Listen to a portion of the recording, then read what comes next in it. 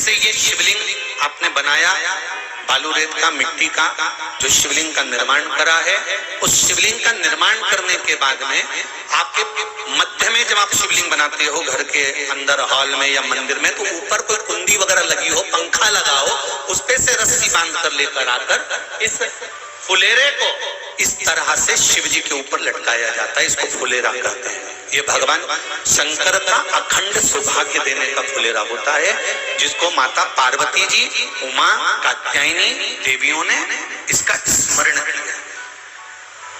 एक गोल होता है,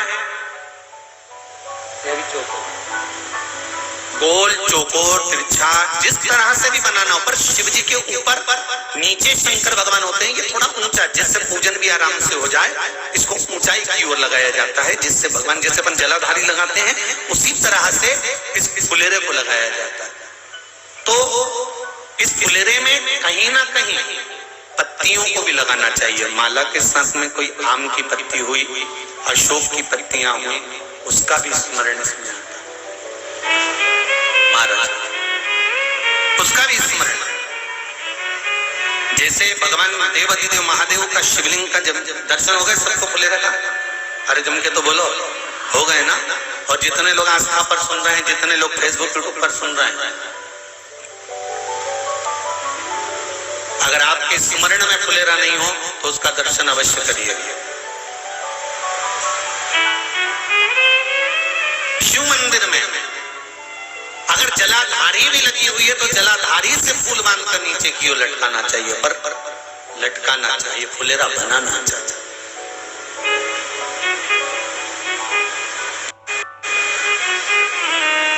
सात फल है फुलेरा। कितने फल है? सात। ध्यान दीजिएगा। पहला, फुलेरा जो नारी व्रत करती आती है और व्रत क्रम उसका चलता रहता है, उस व्रत कर्म के अंतर्गत मान लो किसी कारणवश बीमारी में, कोई कमी के अंतर, कोई सूतक सावड़ के अंतर्गत अगर नारी पूजन नहीं कर पाती है, पूजन नहीं कर पाई और उसने केवल फुलेरे का दर्शन ही कर लिया, अपने पलंग पर पड़ी पड़ी भी फुलेरे का दर्शन कर लिया है, तो नारी को हरतालिका तीज के व्रत का फल प्राप्त हो जाता है। सात फल हैं भगवान शंकर के हरतालिका तीज के फुलेरे का। पहला फल व्रत का मूल। दूसरा, यदि कोई नारी आई और उसके संतान नहीं, 10 साल, 8 साल, 5 साल, 6 साल, 7 साल, 12 साल, 15 साल हो गए, उस फुलेरे का मात्र स्मरण कर एक पुष्प भी उसने अगर हल्दी कुंकू का लगाकर उस फुलेरे का टच कर भगवान शिव के पावन चरणों में रख दिया है और विनती कर गई है, तो अगला फुलेरा वो खुद बनवाती है, उसकी गोदी में संतान आ ही जाएगा। अगला फुलेरा वो खुद बनवाएगी, ये जाएगी, जी अगली बार फुलेरा मेरी तरफ से बनवा देना, मंदिर में फुलेरा मेरी तरफ से लगवाना, अगली बार जब तुम पूजन करो तो फुलेरा मेरी तरफ से बनवाना। ये फुलेरे का मान। तीसरा, महाराज हम कोई दान, गौदान, हरतालिका तीज की किताब है आपके, जो लोग पढ़ते होंगे हरतालिका तीज की किताब, उसमें लिखा है ब्राह्मण देव को ये दान देना है, ऐसा दान देना है। अब कोई गरीब है, कोई साधारण है, नहीं है किसी की कैपेसिटी, नहीं दे सकता, तो क्या होता है? तो कहा हम गौदान नहीं कर पाते, हम स्वर्णदान नहीं कर पाते, हम वस्त्रदान नहीं कर पाते, हम मुद्रा दान नहीं कर पाते, हम अन्नदान नहीं कर पाते, हम ये सारे दान अगर नहीं भी कर पाते हैं, तो शिव महापुराण की कथा कहती है तीसरा फल फुलेरे का है कि मात्र फुलेरे का दर्शन, स्पर्श कर लेने से सारे दानों का पुण्य फल प्राप्त हो जाता है। ये तीसरा फल फुलेरे। अब हरतालिका तीज का फुलेरे का चौथा महत्व है महाराज।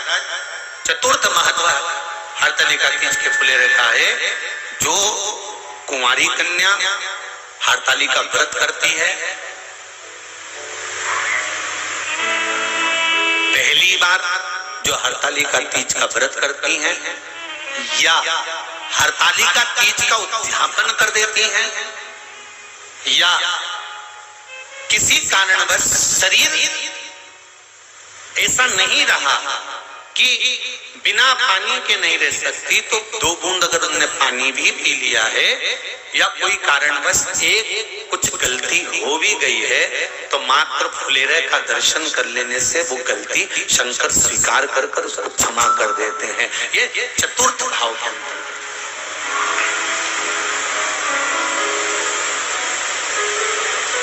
फुलेरे का अगला वर्णन करा गया। महाराज शिव तत्व की ओर, शंकर भगवान की ओर हम ना काशी जा सकते हैं, हम ना सोमनाथ जा सकते हैं, हम ना किसी स्थान पर जाकर एकांत में भगवान शंकर का स्मरण कर सकते हैं। मान लो हमें एकांत में बैठकर शिव की भक्ति करना है, किसी मंदिर में किसी देवालय में जाकर भक्ति करना है, तो फुलेरे का मात्र दर्शन करने से, पूजन स्मरण करने से उस भक्ति का फल भी हमारे खाते में आ जाता है। और फिर अगला आखिरी का जो वर्णन किया गया है वो कहा गया कि पार्वती मैया गुफा में जाकर भगवान का भजन करती थी, शिव का स्मरण करती थी और फिर अपनी सहेलियों के साथ बैठकर शंकर का स्मरण करा, जिसका फल पार्वती को मिला। तो कहा हम ना किसी गुफा में प्रवेश कर सकते हैं, ना हम किसी गुफा में या जंगल में जा सकते हैं। इस फुलेरे के नीचे शंकर भगवान की जब अर्चना करते हैं, आराधना करते हैं, हरतालिका तीज के दिन फुलेरे के नीचे हम भगवान शिव की पूजन करते हैं, तो हमारा वन में किया गया भजन का फल ही हमको प्राप्त हो जाता है। ऐसे फुलेरे का